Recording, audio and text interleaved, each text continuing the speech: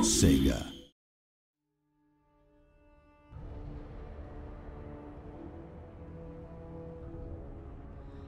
Hello all and welcome to another video for Total War Warhammer. My name is Joey Dalton and I'm joined by Darren McNally, who has played through this battle as the Empire versus the Chaos Warriors.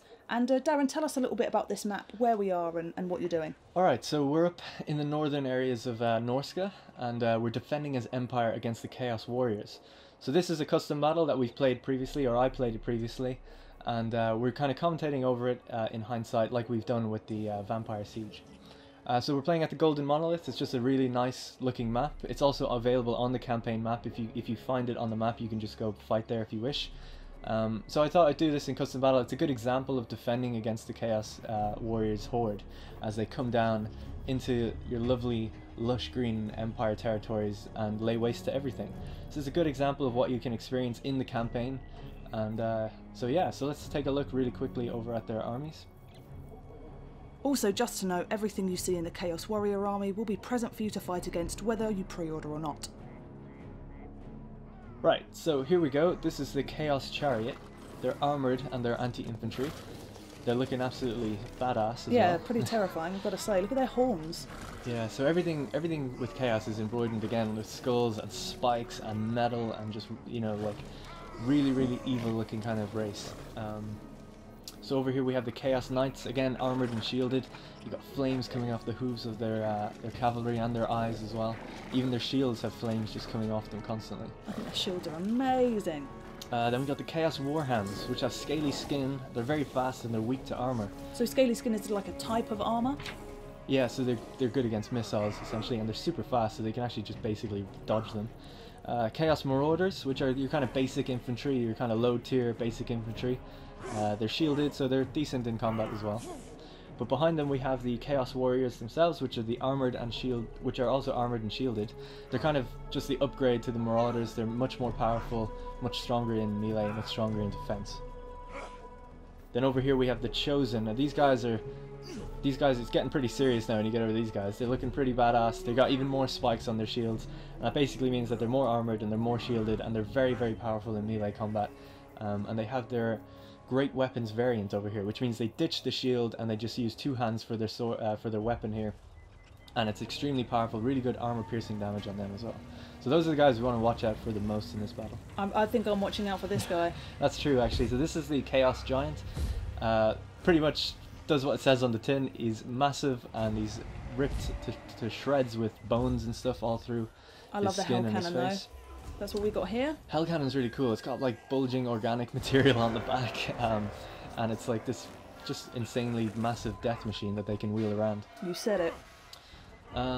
Here we have the Chaos Trolls. Basically, again, do what they say in the tin. They can regenerate. They have poor leadership, so what happens a lot with these guys is they go into combat, they kind of do a lot of damage, then they kind of back out, they regenerate and come back in. They can flee pretty quickly. Yeah, and speaking of, I think they have fleas all over them. You can see them picking away at themselves. Then over here, lastly, we have the Chaos Warhounds. These are the poison variation. So you notice they have a kind of greenish tint to them as well. Basically, poison does speed damage and damages your overall strength as well. So when you get attacked by them, you're not as powerful. So you want to watch out for them. Again, just like a more powerful version of the other Warhounds. So the fade to black there, just for people who are wondering, is basically I had to enable a dev command to allow me to see beyond the fog of war to show you those units, because I am playing as the Empire, and normally they're hidden in the shroud, so I've just re-enabled that, went out and went back in, and here I am playing as the Empire. That's the Reichsguard unit there. You might have seen them in an introducing video. They're like really good shock cavalry, and then I just have some spears on the flanks. These are just spearmen, pretty basic infantry unit. It's worth mentioning we've got Karl Franz fighting this battle, which we'll get to in a second, against Archaon the Everchosen. And a Celestial Wizard down here as well. Celestial Wizard that you might have noticed from Blackfire Pass on the announced trailer that we did a long time ago. And Karl Franz riding Deathclaw up here. I always think Deathclaw's really cute from behind because you can see his little paws. He's not meant to be cute. No, he's ferocious. He's got claws on the front. He is ferocious and very menacing. Yeah. So Karl Franz has got his emblem embroidered on him as well, and on his breastplate. So over to the army then, we've just got more sword infantry on the left. We've got great swords which will move over into the center. These are like the really high tier unit. You know, they're called great for a reason. They're basically the best you can get. They're very, very powerful, high-tier sword infantry, and I put them in my front line to really hold off the Chaos Warriors' invasion of, like, you know, the Chosen and the really high-tier infantry that they're going to throw at me. Then we have the Halberdiers, That's right. which is another Empire unit. Basically another high-tier Empire unit that's really good against anti-large, so they're perfect for fighting the Giant or the Trolls or any kind of cavalry as well. So here we have the Hellblaster volley gun, which essentially has like 9 barrels on it. It's kind of fires like almost like a minigun. And It's then short range, right? Very short range. And then we have the opposite to that, which is the Hellstorm rocket battery, which is like very long range, but does a lot of splash damage. So one is very focused and short range, one is very long and splashy, essentially. These are handgunners? Yep, these are the handgunners. Then I've got 2 of these at the back, just kind of firing over the artillery as they get close. They're just in range of my front line as well, so they can fire on any large monsters that are in the front lines as well to weaken them. It's one of my favourites here. It's the Luminarch of Heesh. Yeah, it looks absolutely gorgeous as well. Got the little dude holding his scroll and his candle, and the other guy holding the ball. I think, yes, you need someone to hold a candle at the front. Yeah, well, you know. Well, actually, they have candles on the horses as well. I was going to say, you can't just let anybody take them. It's very important. Yeah. So we've got more spearmen then on the flanks, so I've just kind of gone for a nice balanced build here. We've got a Pegasus with a light wizard on top.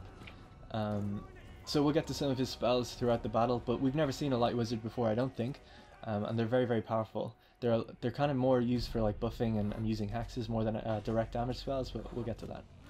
And then my favorite unit, which is the Demigryph Knights out in the woods. They're actually hidden over here. They're very heavy shot cavalry, very good, probably the best shot cavalry you can get, but they're very slow. And they look absolutely brilliant with their shields that are actually like Demigryph shields and stuff. It looks really, really nice. So do you have a strategy here with this, or are you just kind of going to play reactionary and see what is going to come at you? So I did play reactionary, basically, and we'll see that they throw some things my way that you just cannot plan for.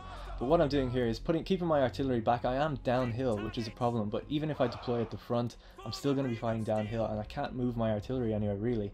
And I didn't want to just bunch up completely on the left side, you know, I wanted to go for like a nice, aesthetically pleasing battle as well. So just for those of you who are going to say, like, you should have been on the left or up the hills, I thought about it, but I thought I could do better from down here.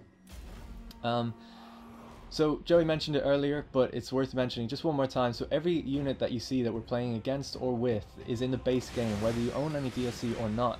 This is what your game will be like when you're playing against the Chaos Warriors.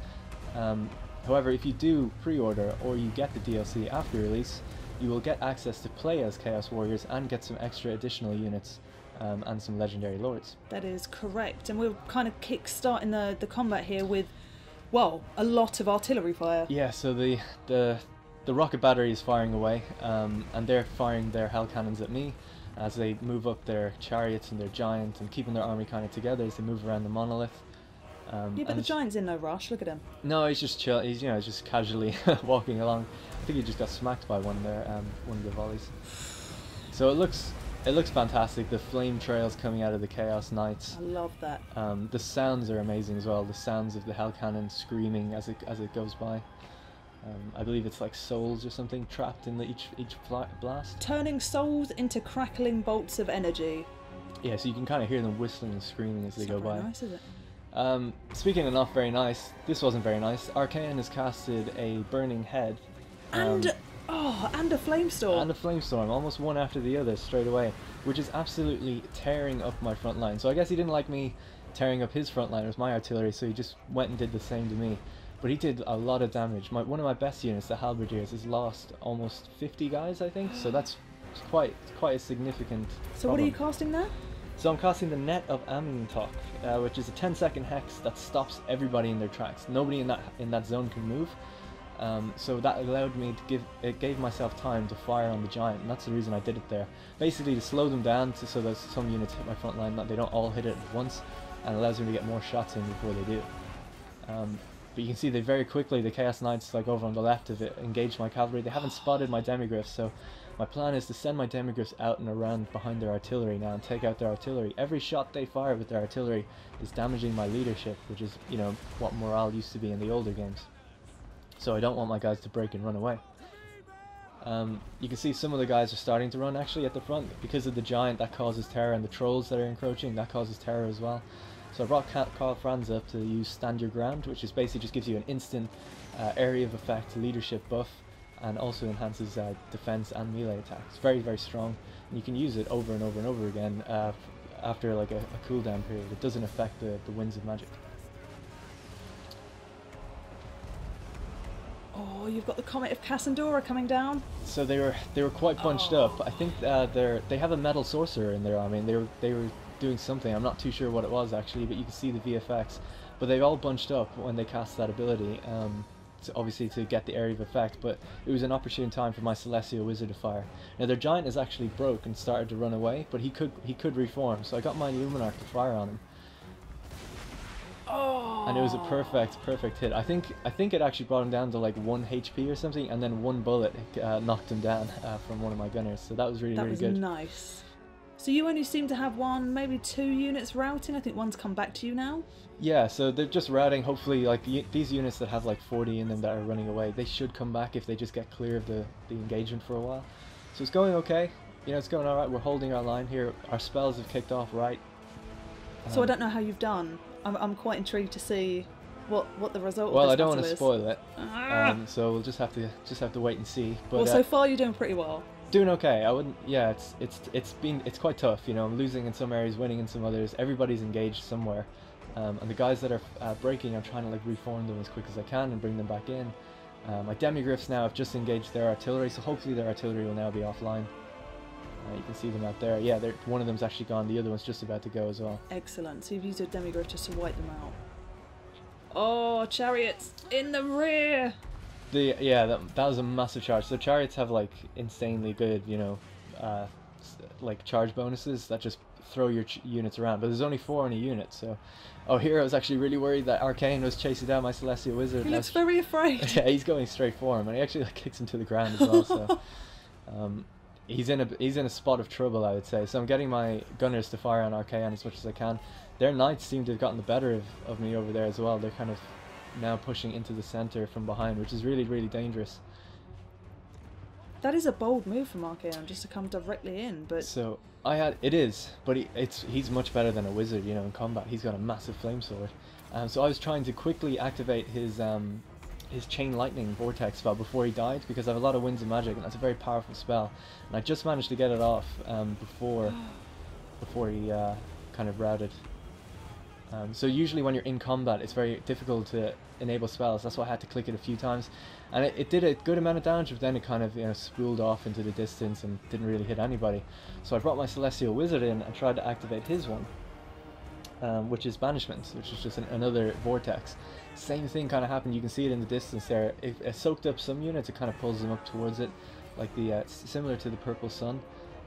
Well, the vortex spells are very good against multiple units, especially in that kind of setup that you had there, where there's many units all piled in. Yeah, so I'm getting a bit worried at this point. You know, a lot of areas are starting to break, but they're still kind of bunching up. So I activated those 2 vortexes really as a last-ditch effort to kind of annihilate that section, but they didn't quite go as well as they could have. They kind of, as opposed to the Flamestorm, which ran through my front line, my one kind of hit them initially and then moved off into nothing. And I have so many units that are just running away now, and I'm trying to see who's available and bring them all back in.